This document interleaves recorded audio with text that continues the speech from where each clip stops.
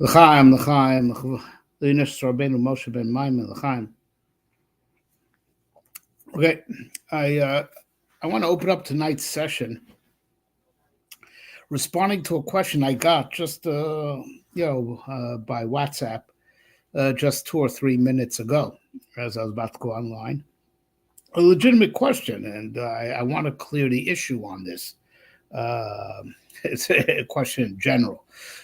Someone who offered me a platform, on a very big Torah network, asked me why I do these YouTube videos. YouTube is a makom tameh, it's and indeed it is.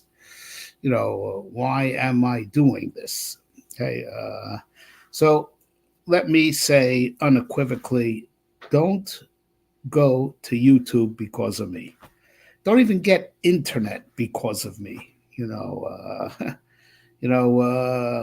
Keep yourself kadosh v'tahor and come learn by me in person. If you don't want internet in your life, and which is a good thing. My son, he should live and be well, was in Kailo and Yahrtzeit, learning up a storm. He has a kosher phone, and there's no WhatsApp on it, and even though it makes life difficult as far as communicating with him, because WhatsApp is a very easy medium, I tell him not to don't get a tray phone, a non-flip phone, just to make communication between us and him easier. We'll manage, so this is part of the terrible gullus that we're in. Terrible gullus that I'm in.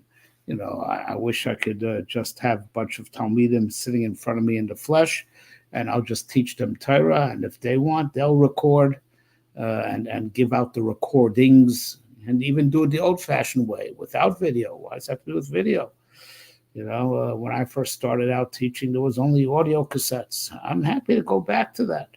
And then it should be up to the Talmidim, and that's it. What can I do that the only medium that's available for me is online at this time? It's daven for me that I should, be able to get back and teach in a base medrash in front of people in the flesh.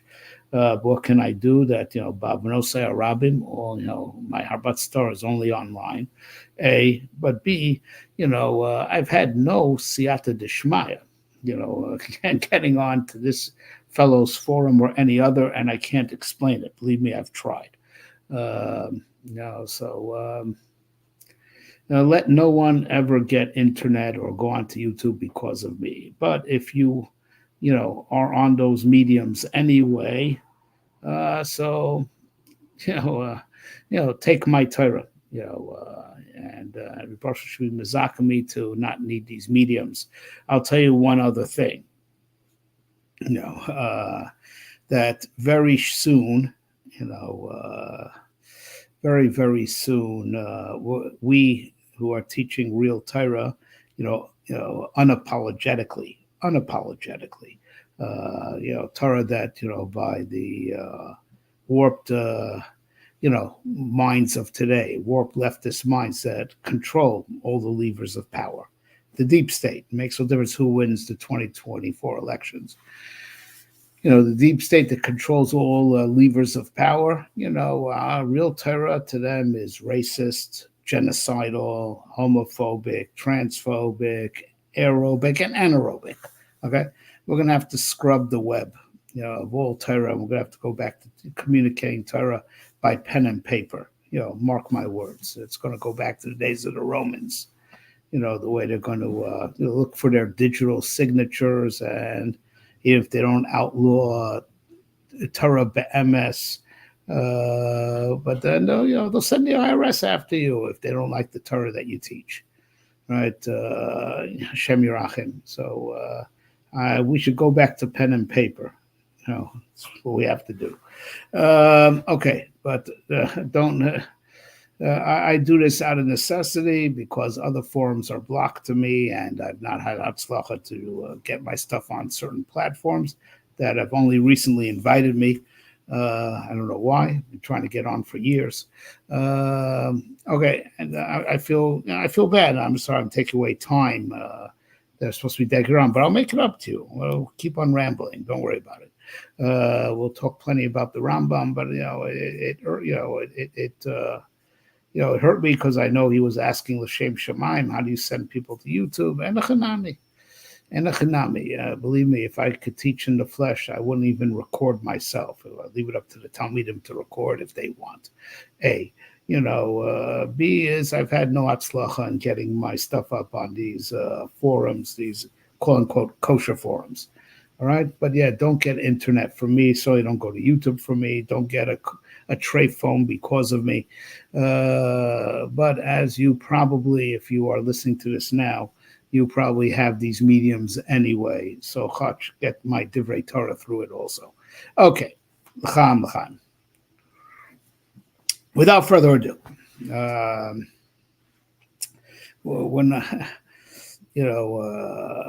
maybe it's min hashamayim that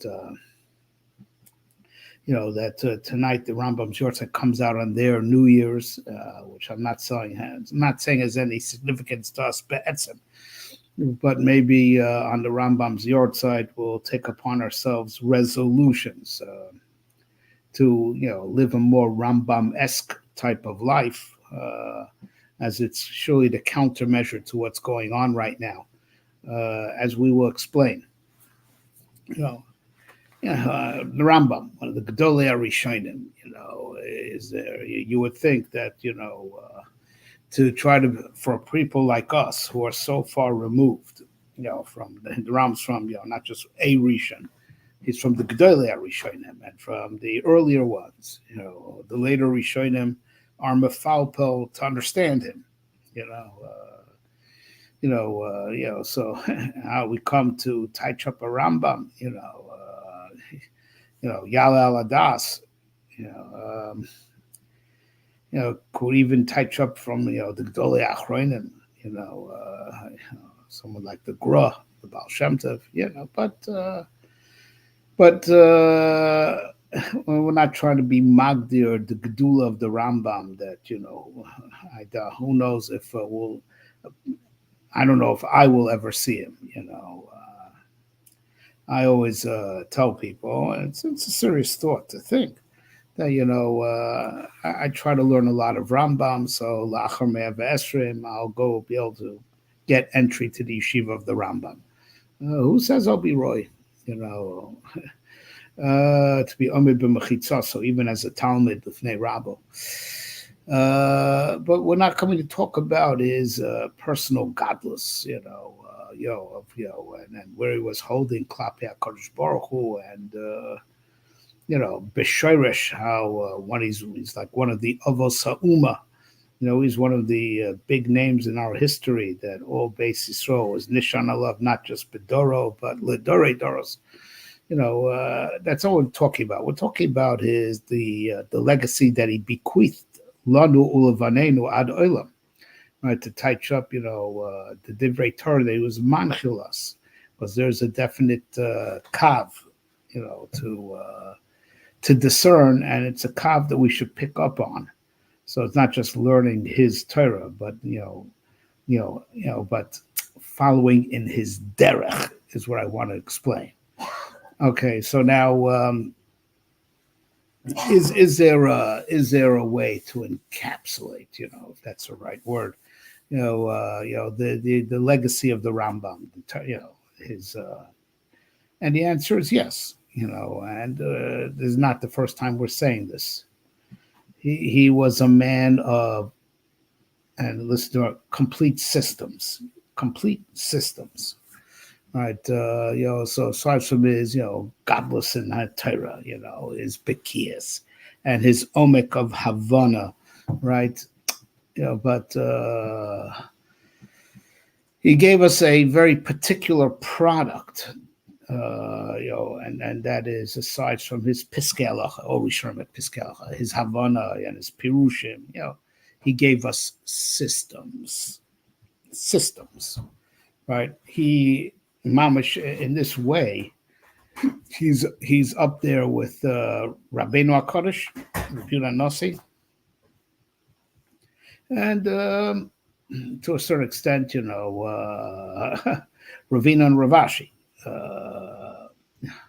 Decide how they decided, what makes it into the Talmud and what not, and how to be misader the Talmud. The Ram was a man of complete systems, not just he paskin this shot, paskin that shot. Systems. He gave us complete systems, comprehensive systems. And it's something which we need so badly, B'yamein. There's so much billable, and it's not for lack of information. I mean, maybe now in this generation also, it's also for lack of deep information because everything's so shallow. But for many, for before everyone went so shallow and so ADHD,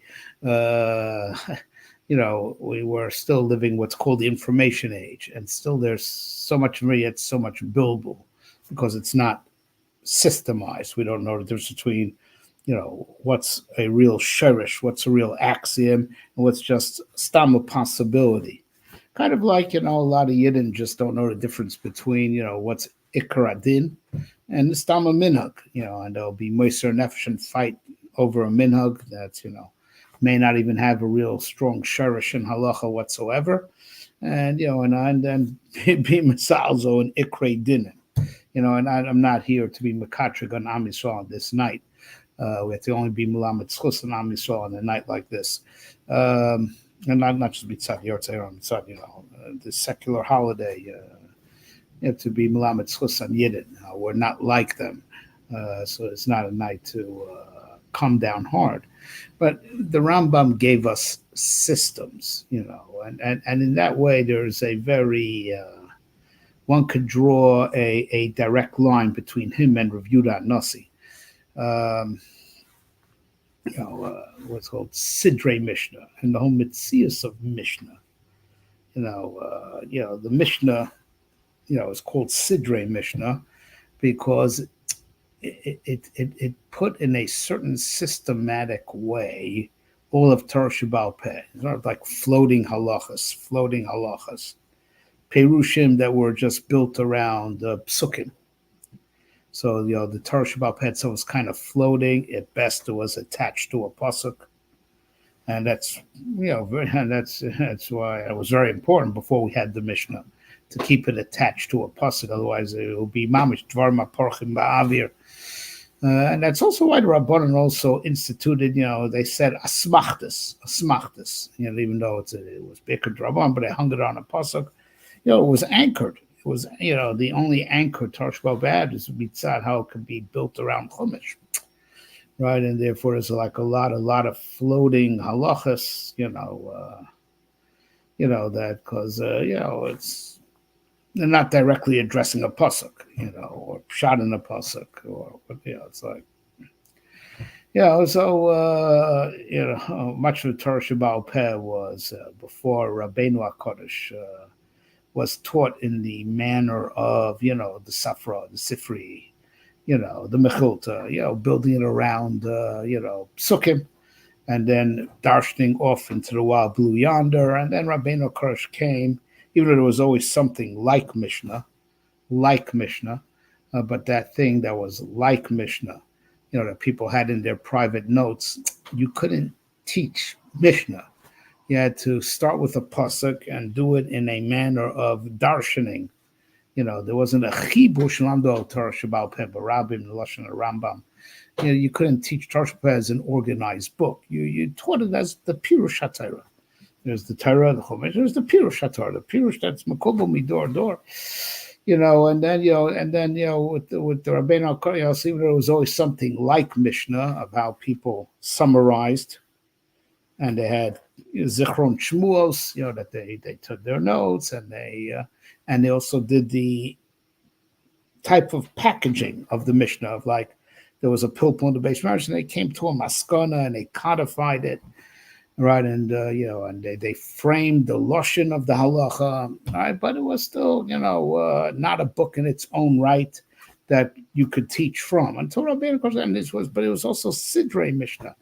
Right, the Mishnah is so concise because even though there's many more halachas than halachas in the Mishnah, but they're alluded to, and they're not just alluded to in the way that the Mishnah is written in a very densely packed form, that there's a lot alluded to in every sense, but also we're medayik from the order.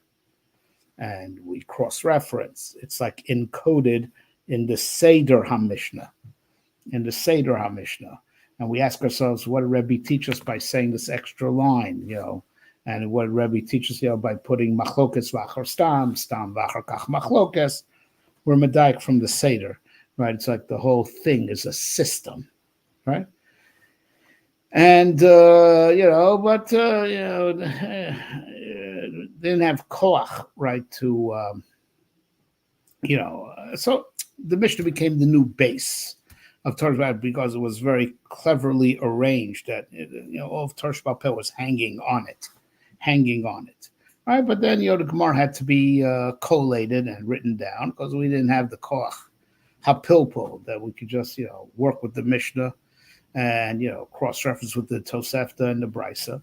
So Ravina Ravashi had to give us the Gemara, right? But they gave us the Gemara, right? They gave us, they showed us how to learn and the types of things you should be medayik from the Mishnah, right? They didn't give us the final psak halacha because that is to go back to Mishnah where you codified law. That's what the Rambam did.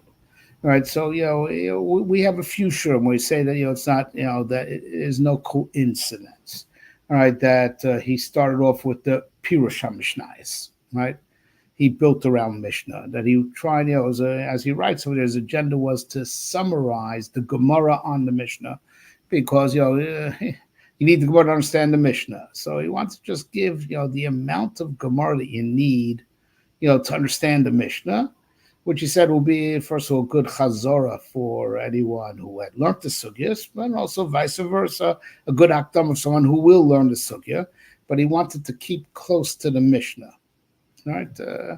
Enough Gemara to understand the Mishnah, right? Superimpose it, keep it close to the Mishnah, to not a way of stopping the pilpul from just expanding out of control, which is what the Rambam really, people make a mistake, right? They don't read him correctly. Rambam's as great as he was, he also paid the price of being one of the most misunderstood people in history, both in his lifetime and after his lifetime. He was not anti-Gemara. He did not like how people didn't realize, we're missing the point. They thought that the point of the Gemara is an intellectual, exercise in argumentation. So that's the argumentation and the proofs and particularly the argumentation. Proofs and argumentation are not on the same level, right? The argumentation was, because listen, there were two opinions. We had to prove one right and the other one wrong. And everyone had a chance to make their case that you shouldn't say, that the way we paskin was done out of ignorance. So each one presents their whole case. So that the side that we paskin like heard everything the other guy had to say. Now, that's one thing. Then there's the proofs, which are more necessary, how we got to a new halacha based on old halacha, right? So they're not exactly of the same type, but either way, the Ram was very irked by the fact that people are they're enjoying the process, they're enjoying the means, and they never get to the end. They enjoy the means, they enjoy the intellectual exercise of trying to prove a point, or particularly trying to prove the other guy wrong. Right, like sparring. It's like sparring, and that's not the point. The point is that you have to build new halacha based on old halacha. So get to the new halacha that you're trying to build, right? And the argumentation, that was all, as he says, by necessity, to make it clear that this is the only right way, and you heard all the arguments for the other way of learning. You heard them and you rejected them. So you're not saying what you're saying out of ignorance, right? But that's like it was a secondary cause, just to to either resolve a doubt or to prove a point, which had was open to argumentation. So no, I have to argue my point. So you should have confidence in the halacha. Right, but people just enjoyed the argument. It's like they say, Heard this from Shragi Newberger. You should live and be well. Years ago when I was learning, I think I was learning Yisrael at the time. I said that Gemara says in Chulin that for everything that the Ribbon Shalom aser, there's something that's kosher that's just like it. Like chal tastes like basar b'chalav, and there's certain fish that tastes like pork. And it gives a whole bunch of examples. So Shagi Newberger said in the name of what they say, supposedly in Prisk. So Bittul Torah's Osir. What's Gishmak like Bittul Torah but mutter? Talking and learning. Yeah, get it? I mean, I don't know if the people of this generation even know what that means, right? Talking and learning. You talk, you spar, but you're not coming to any real conclusion, and you just spar throughout svaris, or say over stuff, and of course you squeeze in some dvarim b'talim in between, but you could fool yourself that it's mutter, right? But you're not really learning because you're not coming to any solid conclusions. You're not coming to anything that's mechayev you. And the Rambam had no patience for that. He felt that people were enjoying the process for process sake, but losing the goal of getting to the psak halacha, right? Or creating the new halacha based on the old halacha. It's just like playing with possibilities and just enjoying the sparring match, right? So it's like going sparring, right? And that's the Rambam was a big lamdan, very clear from his Teves, very clear from his shorashim that we have to indeed start learning. It's Igros, it's Teves. Ram was a first-rate lamdan, right? But he felt that showing off how you could throw out a kasha, or you could deflect a kasha. Now you're sparring, intellectual sparring. That's not the point. The point is, that you are seeking the MS and you come to the MS, right? And you come to the MS in a way that you have completed another piece of the puzzle of the whole of Torah. Ron was not just looking for, MS. He was looking for the whole MS. It was looking to package the Torah that people can, see the MS of Torah, right? And if he left things, unresolved in the sense that future shilos will come out that haven't been paskin yet, he would package the whole MS in a systematic way, just like Rabbeinu HaKodesh packaged the Mishnah. That Rabbeinu HaKodesh, prophetically, Baruch HaKodesh, call it, with divine assistance. He set up the mission in a way that we could pull out of it, what the Gemara pulled out of it, but also subsequently pull out of it, through the medium of the Gemara and the Rishonim, pull out of it, answers for all the new shas that are coming up today. So the Rambam wanted to do it. He wanted to repackage, come to a clear maskonos of the Gemara, right, and package it in a very systematic way. It will be the new Mishnah. Now, he was, system oriented in his whole learning. He wanted the whole picture. He wanted the MS, and he wanted the whole picture, and he wanted the whole picture arranged in the most logical order. Right, so that's his affinity for Mishnah, right, and then that's the whole mitzias of his Mishnah Torah, and like as the Maggid Mishnah says, everyone says the name of Chaim Volozhner. I've seen it in Chaim Volozhner, but it's already in the Maggid Mishnah in his opening to Hilchos Shabbos. Then one of the greatest things we can dive around. It's not in fact you can be medaik on every word in the Mishnah Torah. It's written in that type of style, which is not his style in his other books.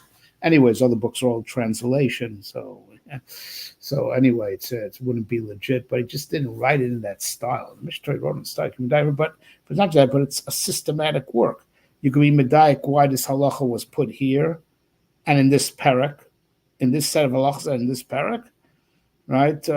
It's noteworthy, say, name of Yaakov Weinberg, that you can't be medayik from the fact that he put in halacha beis and not in halacha gimel, because he writes that the breaking up of the halachas was just to make it easier to memorize. So that's not a raya.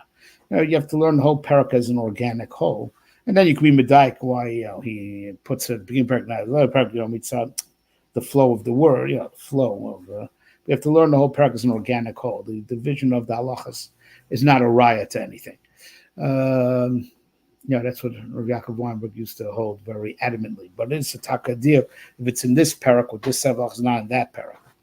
All right, or if you medayik just from the continuity of what he worded it together with, but the actual break and prakim is not a diak, but it is a diak, and it's a very systematic book, right? Of course, not to say that the book of, let's say, the Tur, which is the model of the Shulchan Aruch, which everyone hopped onto because the halacha is like the Shulchan Aruch. So we adopted the Aruch HaShulchan in his beginning of Hilchos Shabbos laments that he feels, yes, he can't depart from the order of the Shulchan Aruch. But he wishes he could go with the order of the Rambam. Like Rambam, the first few Prakim Hilchos Shabbos lays down axioms in Hilchos Shabbos, right? And then the Rambam indeed lays out the Lamed Tes Malachos in Perek Zayin. Interestingly enough, he first goes into halachas of Erev Shabbos and shutfus with a guy, your closing your business for Shabbos. But then he openly gets back to Lamed Tes Malachos and, then he starts, very systematic, right? And the beginning, the first two parakim are all, first parak is the Yahrtzeit in Hilchos Shabbos. Second parak is, the dinner of Pikuach Nefesh on Shabbos. Laying out axioms, but here, let's give the, there's of course Seder to the way the Tur did things, but it's in a very broad brush strokes. You see, you can be medayik from the Seder of the Tur, but not like you can be medayik from Seder Ram, because the Ram's in a very scientific order, which I'll illustrate in a second, as opposed to the order of the Tur is like it's in the order of mainly life cycle orders. Like the laws of Tefillah of Yom Kippur will be in Hilchos Yom Kippur, right? In Rambam, all laws of Tefillah are in Hilchos Tefillah because that's the mitzvah Makayim. When you're not doing different mitzvahs, to say Daraisa in the Tefillah of Yom Kippur than your Tefillah in Rosh Hashanah or your Tefillah B'Yom HaChol. It's all the same mitzvah Daraisa of Tefillah. Just the nusach is different, but it's all the same mitzvah of Tefillah. So Ram put all the nuschos, of all the whole year in Hilchos Tefillah, right? Why did he put Hallel there? So we have a long shir on this, and we just recently went through the Rambam, Hilchos Chanukah. Right, the Torah will put the laws of the Tefillah of Sukkot with Sukkah, Hilchos Sukkah, and the law of Tefillah of Yom Kippur with Hilchos Yom Kippur, right, as an example, because that's when you'll dominate. So Orach Chaim follows the life cycle, first the daily cycle and then the calendar, starting Shabbos, Rosh Chodesh, Pesach, Shavuos, Sukkot, it goes in the order of the calendar. That's how it's arranged. And Yeridea is, also life cycles, kind of, sort of. Kashrus, Ishus, and then Mikvah, because once he's talking about Nida, he'll talk about Mikvah, because you've got to go to the Mikvah, as the Ram puts Hilchos Mikvahs in Seir Tara. Hilchos Nida is in Hilchos Isurei Bia. Because, even though, life cycle, but, one is a din taras. Mikvah is a din taras. Nida is a din Hilchos Isurei Bia. So you have Hilchos Nida and Isurei Bia, and the laws of Mikvahs and Sefer Tara. Right? It's set up in a very scientific way. What is the mitzvah? Not like what event would lead you into that event. That's how the Torah is arranged, pretty much. Of course, there's some mysteries in the Torah, like why Ribbis should be in Yeridea and not be necessarily in, Hilchos Malviv Velove, where the Rambam put it, if I'm not mistaken, right? Because it does come up in Halva, right? So, it's, okay. So, but there is order to the Torah, but it's not a scientific order. But there's still what to be medayik. I remember from my Rebbe of Yaakov Arieli, Yahrtzeit Bracha, the son of the Einaim Mishpad. He was a Rebbe in Shalvim when I was there. In my last year, that I heard shiurim from him, and he used to be medayik. Why? We learned about Mitzvah at the time. He used to be medayik. Why the Rambam put certain halachas here and the Torah put it there, like a totally different area. I mean, but you could be medayik from the order of Torah, but it's in broad brush strokes. By the Rambam, it's very scientific, even on why something is in one parak and as opposed to another parak, right? But but he honestly felt the Torah is a system. He felt a sense of system in the Torah, so it's not just the way it was Masada, like he did it systematically. No, Torah has a system, and just that system has many manifestations, right? When so he initially stuck with the system of the Mishnah. Then he realized it's not enough. He wants to do the Yada Chazaka, right? Because it's just not enough. We need a comprehensive law book. His Pirush HaMishnah is not a comprehensive law book, with the exception of his Pirush HaMishnah on Taurus, which he references in the Sefer Mitzvah. I wrote the ultimate book on Taurus. He wrote that it's a halacha sefer also. He did more than just be mefarish to Mishnah. He decided, he ahead of his time, what later was done by the Radziner, Sidrei Tar, and others, that they created an artificial Gemara for Masechtas Taurus, him and others, each one in their own way. The Rambam did it. Rambam did it. He brought all the Toseftas there, and he paskin all the Shilas, like Mikvos, like the Rambam, before he wrote Hilchos Mikvos later. Initially, his Rambam's Hilchos Mikvos, or, his Perush on Mikvos. He saw the need, even when writing Perush on Mishnah, that we need the halachas of Taurus, Masudar.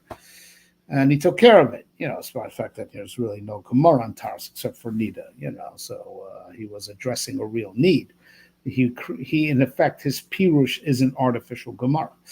He himself writes that. He wrote the ultimate Sefer on Taurus, because he filled the void, because there's no Gemara on Taurus, right, with the exception of Nida. So he filled the void with his Pirush HaMishnayos, as on Kochim, and there's Gemara, right, there's Bavli, right, it's no Yerushalmi. By the way, the Rambam is a example in his Hakdama to the Pirush HaMishnayos that is a ride that he had Yerushalmi on Kochim.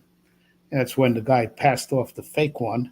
That's because the Rambam seems to say that there was one. So of course, even by Kochim, it's also a monumental work where he gives big introductions. He has his general introduction to Torah. And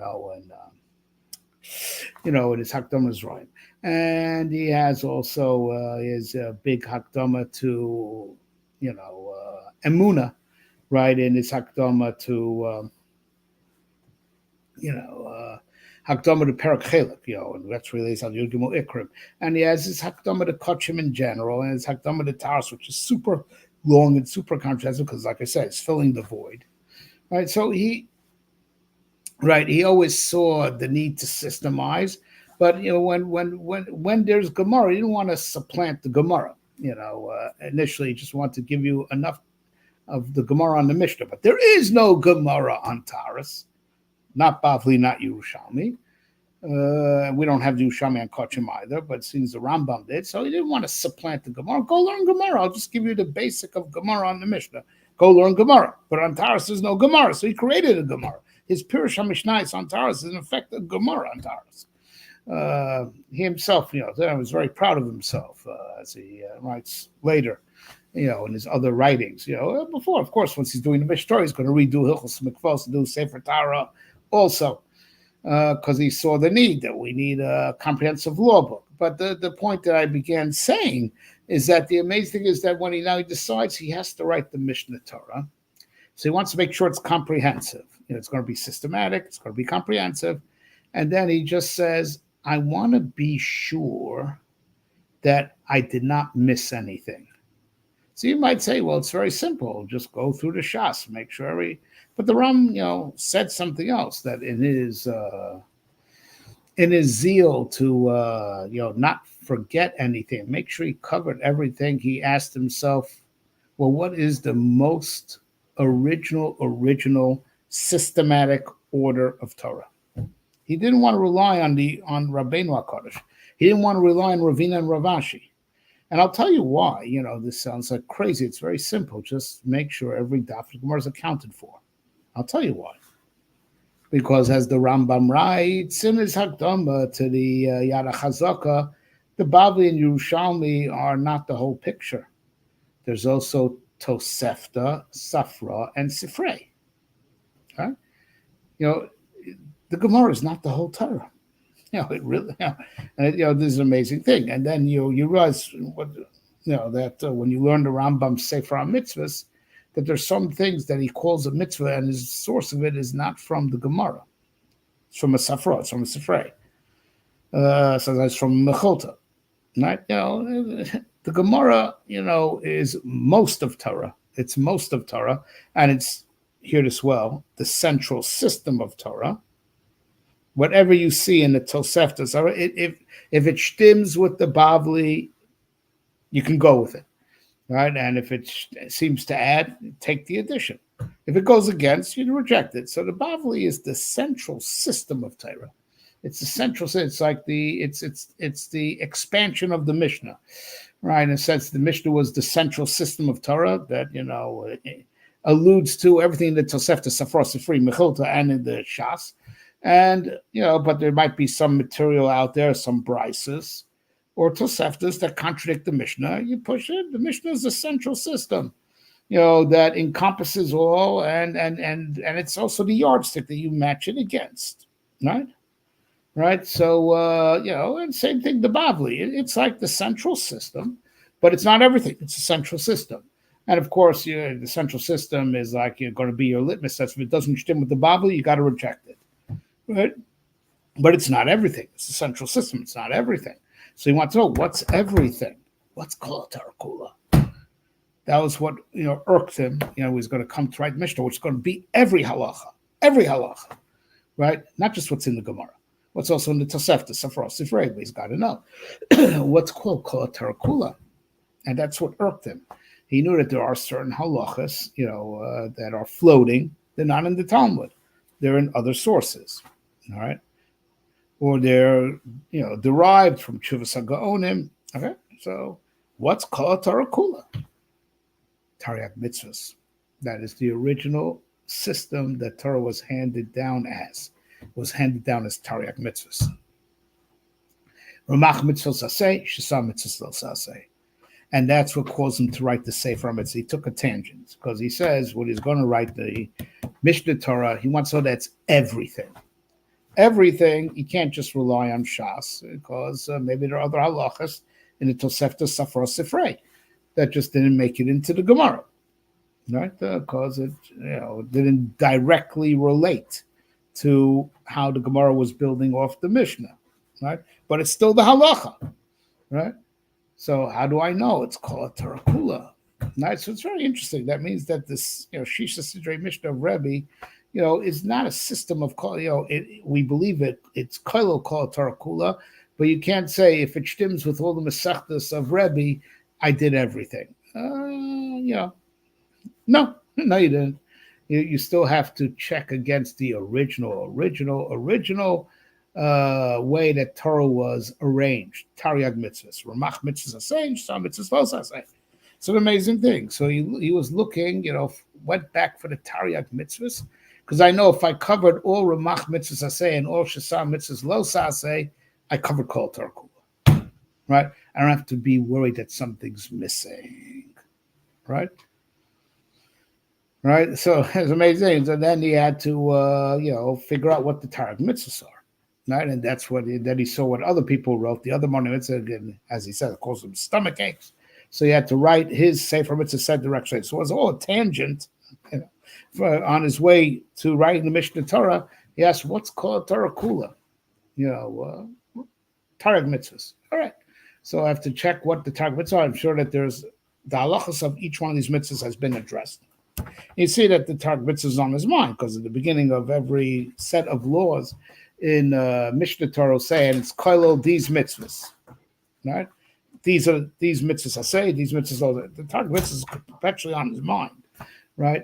And he then arranged the mitzvahs into groupings. So we'll discuss that in a second.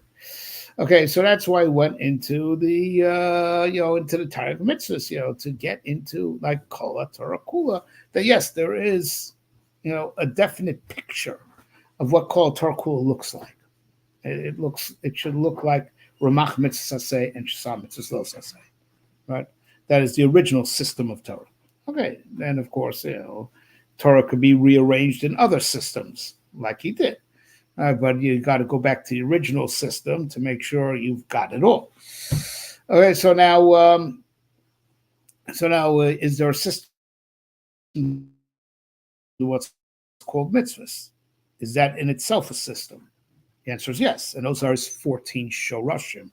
Right? Yeah, there's a definite science to what qualifies to be counted as a mitzvah. And so that's his 14 shorashim.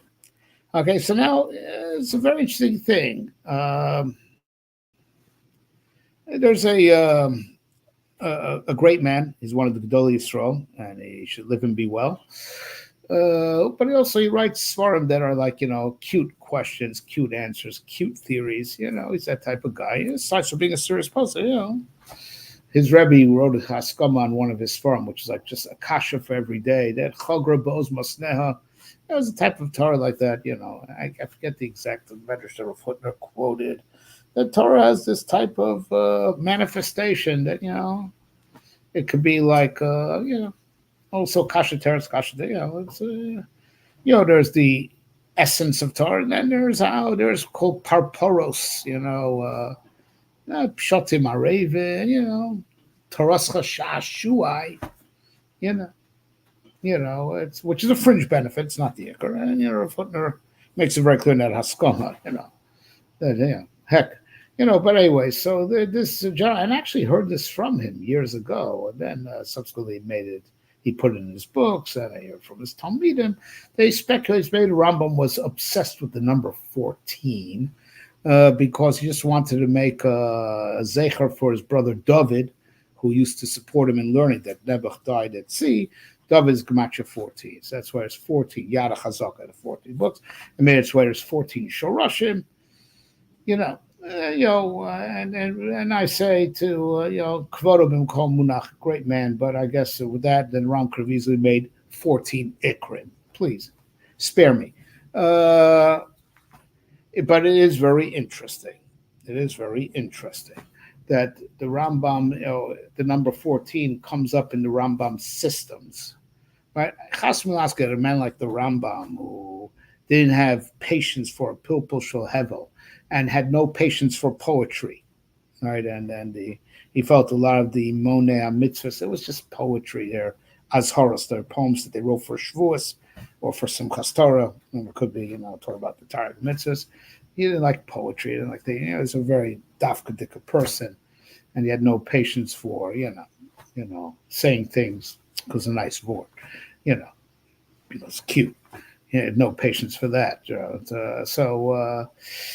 It's not his style. But it is interesting that there's 14 shorashim to what qualifies as a mitzvah, right?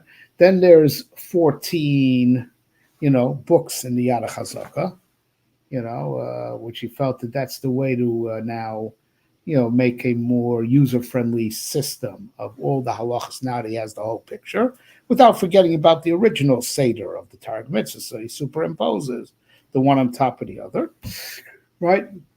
And there's another time we find 14, probably even more than what I know off the top of my head, right? But it's also in the Moreh Nevuchim. He also divides up the mitzvahs into 14 categories, but it's in a different ofen, right? Not perfectly parallel to the 14 of of the Yada Chazaka, but about 14 philosophical categories, call them, which, by the way, I use those to explain the order of the Sefer HaMitzvahs, which is in a different order than how the mitzvahs are arranged and grouped in the Yada Chazaka. And I say, and I have a whole book I need to still write about how the Rambam orders the mitzvahs and the Moreh Nevuchim can help a lot to understand the order of the Sefer HaMitzvahs, which he believes was a correct order because he didn't change his mind when he wrote the Yada Chazaka. Because after the Hakdan Yada Chazaka, he writes Hakdan, then he gives all the mitzvahs as in shorthand as they are arranged in the Sefer HaMitzvahs, as they are arranged in the Sefer HaMitzvahs. And then he says, but in the Yada Chazaka, I arranged it differently. So he wasn't chayzerbo from the Seder of the Sefer HaMitzvahs. So the Ram saw the Torah in many different types of systems. Now, anyone who knows, I have a few shiurim on explaining the order of the Sefer HaMitzvahs versus the order of the Yada Chazaka.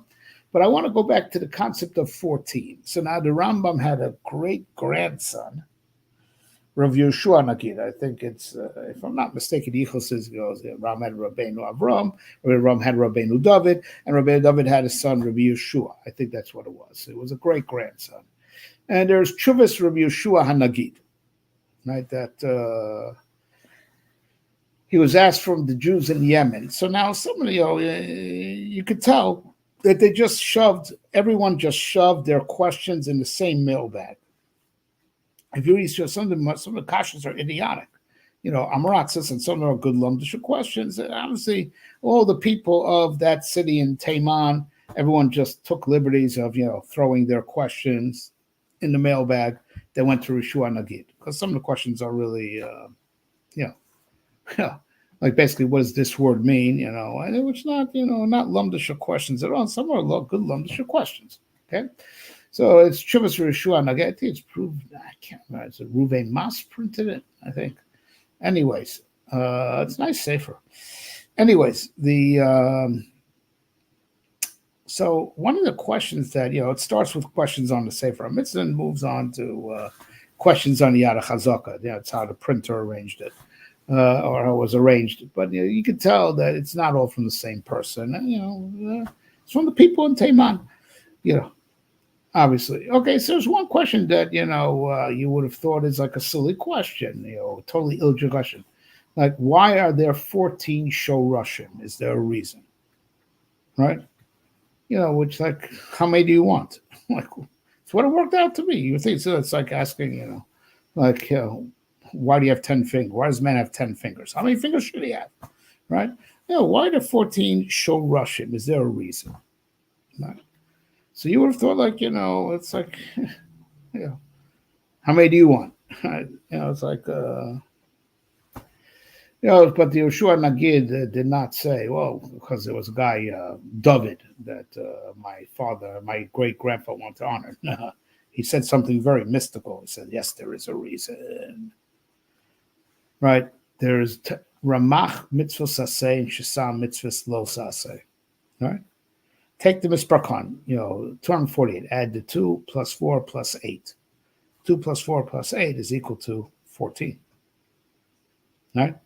Now it's Shesah, 365. Mitzvahs lo saseh. Add 3 plus 6 plus 5 is equal to 14. It's like a mystical answer. And the person who published it in the footnote says, that's amazing. So that seems that mitzvahs, by the Rambam, mitzvahs somehow always go back to 14, probably from the same mystical reason, that there's, 14 Shorushim. So there's also 14 books of the Yad HaChazaka and 14 in the Tamei mitzvahs, 14 categories of Tamei mitzvah. Yeah, it's wild. Okay, we'll get back to that there was some mysticism in the base medrash of the Rambam. For sure. And we'll discuss that shortly. But the Rambam was a man of systems, right?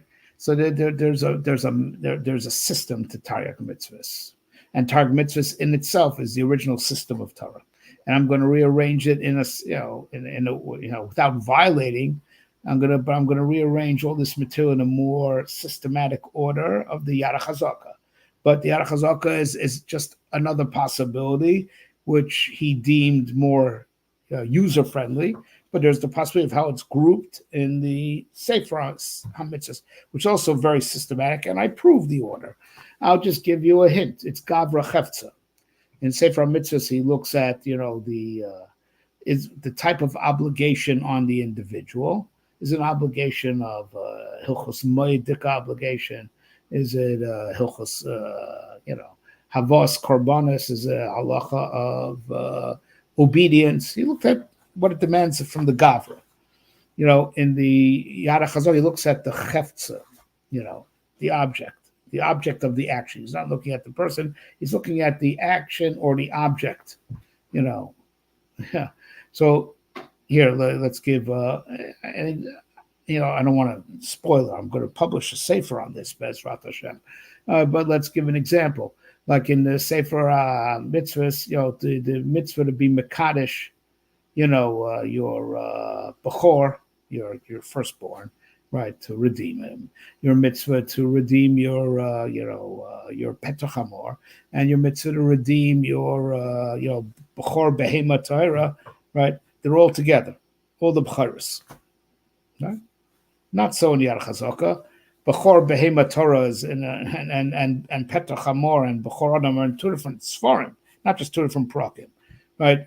Hilchos Bikurim is the first fruit, right? Your firstborn son, and your Petach Hamor is on Hilchos Bechorim, Bikurim, right? It's in Zroim, right? And Hilchos Bechor Vedor is in Karbanis, right? Of course, on the person is a person dealing with his firsts, right? Right. But the object, you can't compare Bechor Behema Tahira, which is Kachim Mamish, right, to Bechor Adam and Petach, which aren't Kachim, right? They're not royal mizbech, right? So you divide up, so Yad Chazaka is object, dividing up the nature of the object, whereas in the Sefer HaMitzvahs, he looks at the Adam, this is how the Adam deals with his firstborn son, firstborn donkey, firstborn Behema Tahira. Right, over there, this is Kachim, this is not Kachim, right? One more example, and I may Sfiras Omer, in Hilchos, in the Sefer Mitzvahs, right after the Mitzvahs of Seder night, to count Omer, right? Where is it in Yad Chazaka?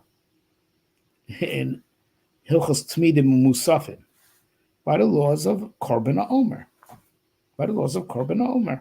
So that's what halachos of Sfiras Omer are. Whereas the Rambam doesn't put, the Rambam does not put, Sfiras Omer together with Korban Omer in the Sefer HaMitzvahs. They're far apart from each other, and of course, the Yad Chazal, Sfiras Omer goes with Korban Omer. Because like I said, my thesis is, in the Sefer HaMitzvahs, he looks at the individual. The obligation of the individual to count Omer, the Rambam, we should preface, Rambam holds that Sfiras Deiraisa Fil Bizman Hazeh. So it's not Betzim Tolin the Korban Omer, right? It's a Moed Dika Halacha. The day after Pesach, you start counting Omer. It's a Moed Dika Halacha. Again, Ram holds Sfiras Doraisa Bizman Hazeh. So it's not Betzim Tolin the Korban Omer. But how do you count? La Omer. So the Cheftza of it, the Cheftza of counting is La Omer. So Mitzad the Cheftza, put it together with Korban Omer, because that's how you count, looking at the Cheftza of the action. But mitzad the Adam, it's what you do the day after Pesach. Since the Sfira Midoraisa is not totally in Korban Omer. That's where Ram holds. All right? Okay. I don't want. So the Ram is a man of systems, just Sefer Mitzvah, and that's why we have to also, in our Rambam revolution, bring back the learning of the Sefer Mitzvahs. There's a lot of stuff to learn. So there's also certain halachas in the Sefer Mitzvahs that could clarify what he meant in the Yad Chazaka. Sefer Mitzvahs is a terribly Pirush HaMishtar, Sefer Mitzvahs, and all the Rambam's works other than the Mishtar are very abused, because a lot of things that he leaves open in Mishtar could be resolved from these other books. But also, you talk about being medayik from the Seder. There's a lot to be medayik from the Seder of Sefer Mitzvahs also, no less than from the Seder of Yad Chazaka. Right? The man was a man of systems. Now, speaking of which, the Yud Gimel Ikrin.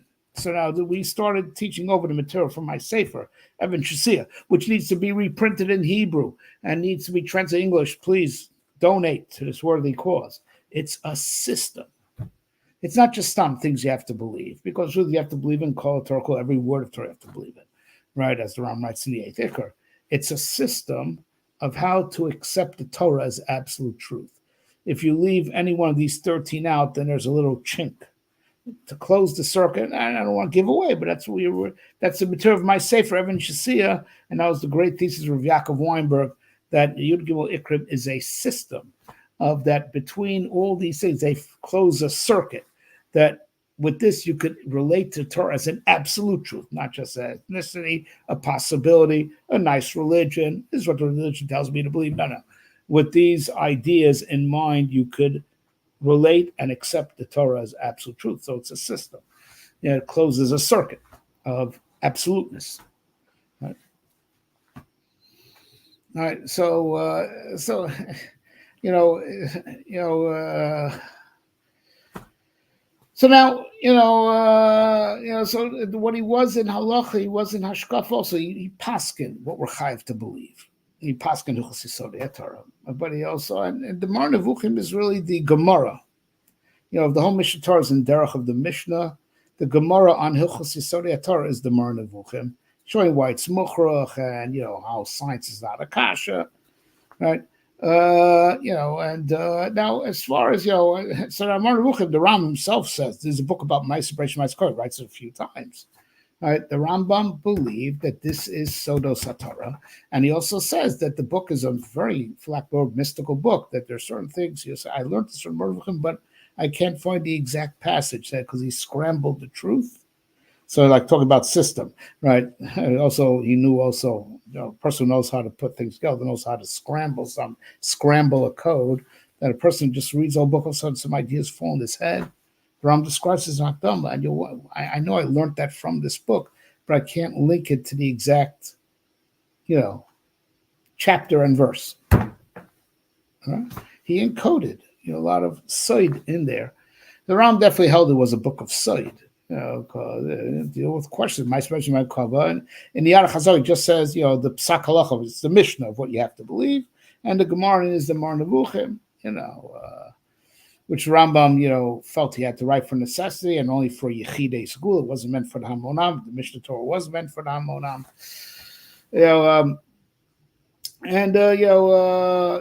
One thing for sure, the Rambam created the field. So let's say you disagree, say he didn't have Kabbalah, but he laid out all the issues. He gave us the whole system, and he created the sugyas that, okay, you want to say different, address it. But the Rambam, he created the sugya. He created the field. He created the notion that you want to say different, right? But, the Rambam laid it out.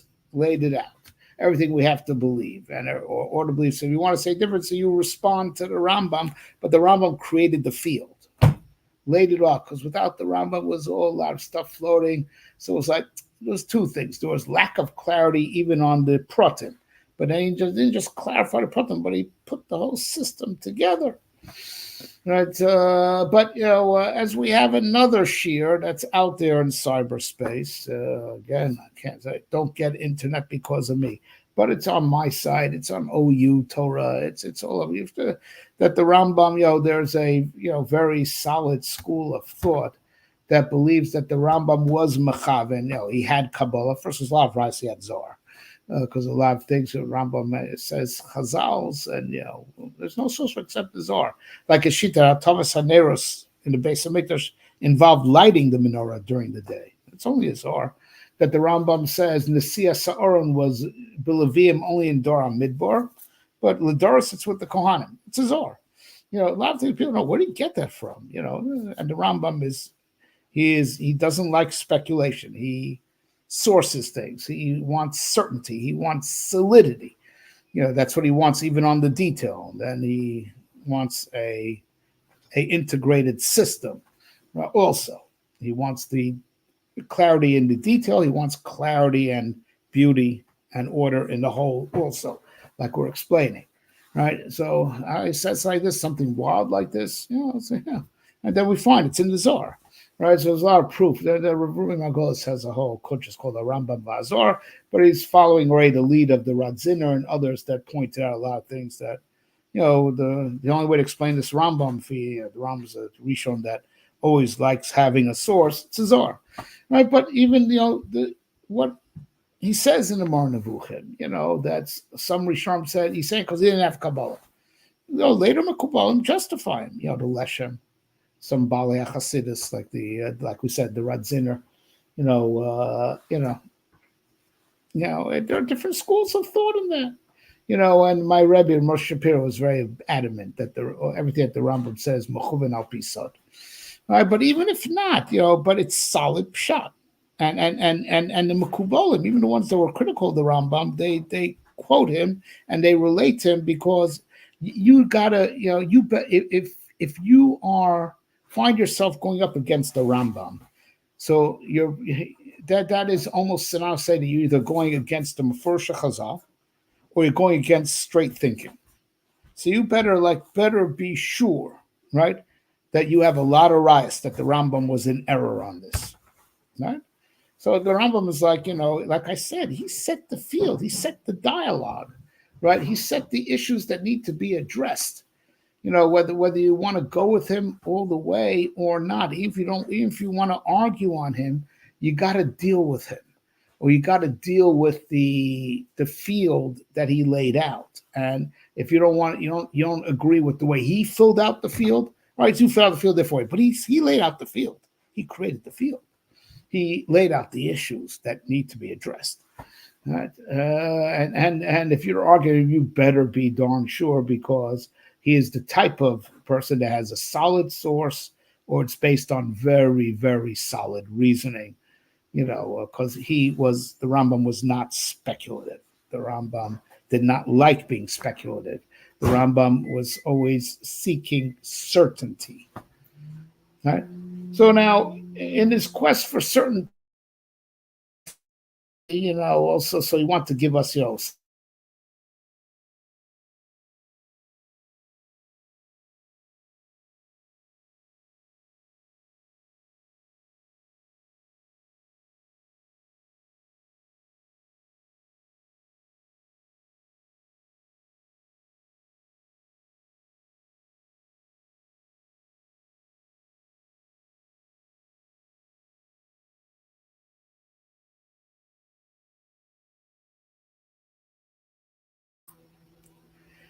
I'm sorry we dropped off. I hope we didn't lose too much.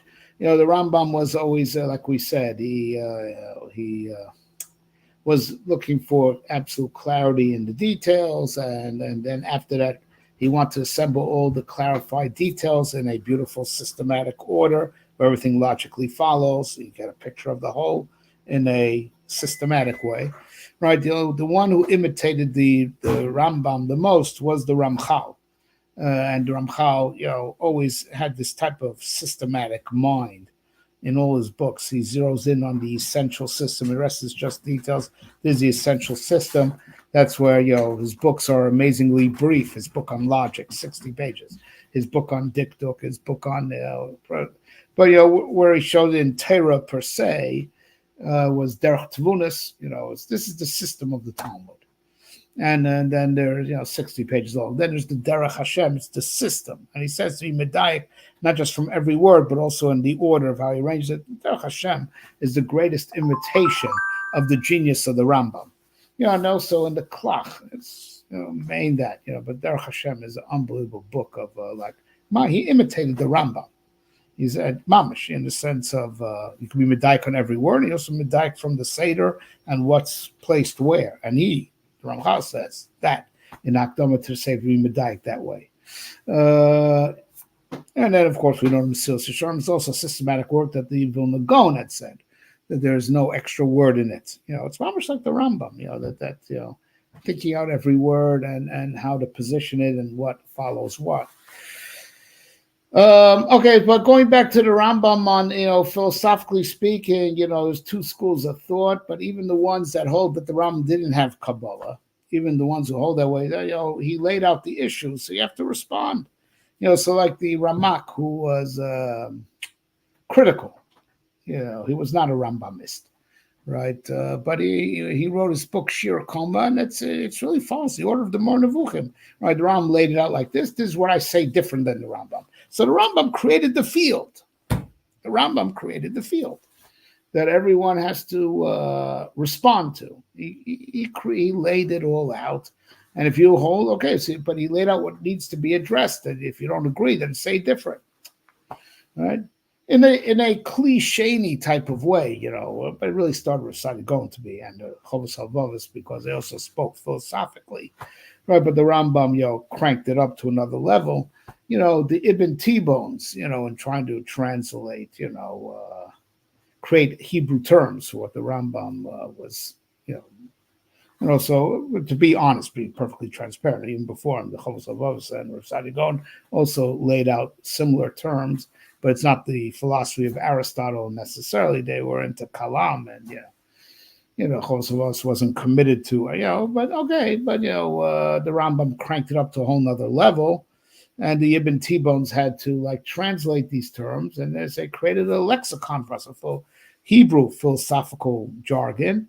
And the Maharal took that language. So through the Rambam came the language that the Maharal uses, because the Maharal wanted to be master and not use the Lashonos of the Mekubalim. So even though the Maharal is very adamant that philosophy and Kabbalah are two opposites, the opposite was coming against the Ramah, who used the Mar Nevuchim to understand Kabbalah, right? Which I said that that school of thought made a comeback later in history. Of synthesizing Rambam with Kabbalah, and it's and like I say, my Rebbe Moshe was very into that. My Rebbe Yaakov Weinberg, not so much, but he felt that the Rambam worked out the pshat very well. So you had better make sure that what you say al pi Kabbalah doesn't go head to head with the Rambam, because the Rambam is solid pshat. So you got to make sure that they should not be diametrically opposed, unless, of course, it's one of the things that we have to say the Rambam, was wrong because he didn't have the Kabbalah, right? But as far as a Rambam is not something you want to argue with for the reasons that we said. So Rav Yaakov was more and said that the Rambam had the pshat worked out very well, and since the Rambam was a man of source and solid reasoning, not a man of speculation, when you learn Kabbalah, you had better make sure it not. So if the Rambam didn't have it, you don't want to be arguing on the Rambam, right? Unless absolutely necessary. There's probably so much more to say. All right, but I'll call upon him. What we need. There's so much information. Now, right now, it's. I think right now we are two degrees removed from the Rambam at this point. 2 big degree removed. Not two in 2 major ways. Initially, if you asked me 15, 20 years ago, I would have said we're removed from the Rambam, that we don't have a sense of system in our learning. Just sit and learn. Read a Gemara, read Mefarshim on the Gemara, and we don't have the control of Kol Torah Kula in a systematic way, right? And we're not learning systematically. Every school is just looking at what the competition does and throws information and throws rate, and it's not integrated and it's not systematic. That's why I would have said 15 years ago. Now I say, that even the details are just so shallow, right? And so we're just throwing information, swimming in information. I don't want to get into the whole and Daf Yomi, whatever. I can't believe it's what Rameir Shapiro wanted, the way it's going on in this day and age. People fooling themselves that they've gone through Shas and they don't even know one sugya well. Nothing's worked out. Nothing's deep, nothing's clear, and certainly nothing's well put together. And that leads to one more thing. I'm glad I'm bringing this up in the sense that, Rav Yaakov Weinberg, the Chron used to always say, everyone, just because of their shallow impression, Rashi must be the conservative, the yeshivisher, because we're just around Rashi, who's Rashi's everyone's friend, right? In Chumash, and even if the Ramban argues on him, still, and then he's there on the Gemara, Rashi, Rashi's everyone's pal, right? The Rambam's the radical, because you see how the Rishonim spar with him, and the Achronim break their head to understand him, So the Rambam must have been the radical, and Rashi is the conservative. It's the other way around. The Rambam wanted to keep people that tied very tightly to the Masorah. So he wrote the Yad HaChazaka for those who can't learn Gemara, right? So, and how should you learn Gemara? Well, first of all, only learn Gemara if you're really cut out for it, but that Rashi would agree to also. So get yourself a Rebbe. I am not going to do something to in any way loosen a person's need to stick tight to the Masorah. Stick tight to the Masorah. So the Rambam, I'm writing Mishnah Torah for people who can't handle the Talmud, right? Or can't get Kol Torah Kula from the Talmud. Because Talmud is not, even if you read it all, you still haven't gotten Kol Torah Kula. You don't know what to do. You don't know what the halacha is. You don't know what the maskana is, right? The Talmud is a process, right? And it's an important process, right? And that process I'm going to leave by those who handle it responsibly. And I'm going to make sure that, if you want to engage in that process, you will have to find yourself a Rebbe. You will have to find yourself a Rebbe, right? And that's way how the Talmud will be properly understood. Rashi was willing to do something radical and bring a large chunk of the Masorah you would need from a Rebbe to the page. But Rashi did it without killing, he didn't do, God forbid, what, I don't even want to be Menabo P, what this publishing house is doing and making a mockery of the Talmud, making it into a comic book. Rashi didn't do it, right? Because we know, even with the Rashi, you still have to break your head. And Rashi is amazingly dense. You have to be medayek on every word in Rashi. But Rashi still, as it were, brought a lot of the Masorah that you would need from a Rebbe to the page, right? But he didn't kill the Amel Spatara. He didn't kill the process. He didn't de-Talmud. He didn't make the Talmud into a comic book like the other publishing house that everyone, right? With Rashi, you still have to work and engage and really concentrate. And even with Rashi himself, to understand Rashi himself, you have to concentrate. Right, but he still did a radical move of bringing a lot of the Masorah to the page. Right? The Rambam was not willing to do that. The Rambam wanted to keep the Gemara connected to the Rabbeim. Right? And that's a very important point. Right? But even Rashi, he didn't do what this publishing house is doing. Gemara has to be restored to its glory of being Gemara, not a comic book, and learned with the seriousness that the Rambam was frustrated already in his generation. People aren't learning it seriously. Kasha teretz, kasha. Why is the kasha kasha? Why is the teretz teretz? Do I even need to go through this kasha and teretz if I am willing to respect the maskana of the Gemara, and I'm not going to second guess the Gemara? And that's what the Rif is. The Rif is the Gemara without the extraneous proofs of negating other ideas. The Rif zeroed in on what you need to know. This is the shorish of the halacha. This is how the halacha was proven. And, and just the major dissenting opinion is not, doesn't go through every single nook and cranny because, you will lose the essence in all the augmentation. And the Rambam was in favor of learning Rif. The Rambam was very in favor of learning Rif, except that the Rif is not everything. And that's why he was also his chibur, preferably his chibur and the Rif. He writes that. He never wanted to only learn his book and not engage in any of the Talmudic process.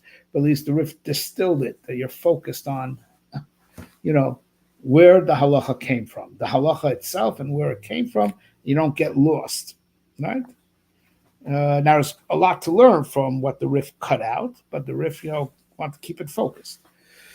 But the Rif created curriculum. The Rif also wants you to have a Rebbe for Rif. And the Rambam writes in his tshuva, in his, in a Igeris, in his yeshiva, he taught Rif.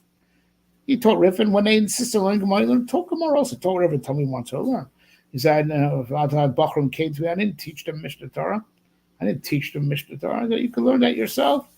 I only taught them if they insisted, but they came to me for Rif. I taught them. If they came to me for Gemara, I taught them Gemara, because you don't say no to a Talmud who wants to learn. Right, but the Rambam is definitely in favor of people, engaging in Talmud if you do it responsibly, right? And he did not want to, and to make sure that Talmud would be handled responsibly. He did not want to break the bond that that you need a Rebbe for Gemara. So he didn't do what Rashi did. Rashi, you still need a Rebbe, right? But Rashi kind of loosened the absolute dependence. So Rashi was the radical, Rav Yaakov Weinberg used to say. All right, we've said a lot. We have to get back to learning clear and learning systematic, and that should be the countermeasure to all the bilbul that's out there. That the bilbul is like no system, no sense of what's an axiom and what's like just a possibility. There's like no Seder and no Omek. The Rambam was about Omek on the details and then being Mesader everything in a beautiful Seder, it's called everything. We got to get back to the Rambam, and maybe in that schus we'll get out of the Golas. That's what Chazal say. And you saw the Golas. Oh, b'schus HaMishnah. Mishnah means systematic learning, like Mishnah Torah, like Sidrei Mishnah. Shenemar yitnu ba'goyim atar kapsim yitnu b'lashon tana. It's a Chazal. We should like renew, have our renaissance, go back to the chlorite, the Rambam, the chlorite of depth, clarity, and systemization, and that that we bekabitz everything. Then the schus that we should be bekabitz yidachenu b'ava kanfas arts. L'chaim schus again aleinu v'al kol Yisrael.